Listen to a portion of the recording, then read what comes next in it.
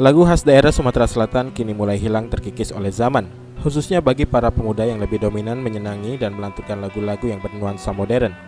Namun Tira dan Fata yang merupakan dua saudara kandung ini tetap menjaga eksistensi lagu Batang Hari 9 yang dipopulerkan oleh seniman asal Sumatera Selatan Sahilin. Tira dan Fata sangat senang bisa tampil pada acara pementasan seni budaya warisan budaya tak benda yang digelar di Taman Purbakala Kerajaan Sriwijaya Palembang.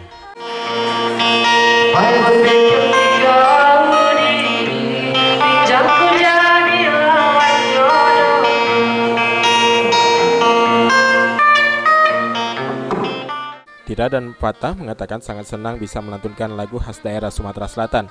Dirinya juga merasa tergugah untuk tetap melestarikan kesenian musik lokal agar tetap terjaga dan tidak terkikis oleh zaman.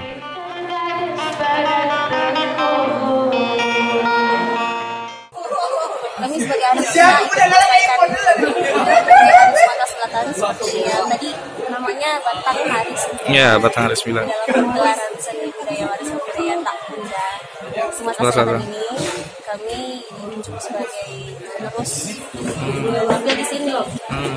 Karena hobi juga. Hobi. Oke, awal hobi itu kenapa itu? Karena hobi panggung. Hobi panggung. Iya.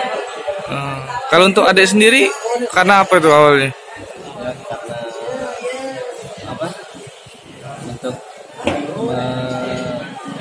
mengembangkan lagi Ini kan lagu-lagu Ade Sunandar, PAL TV.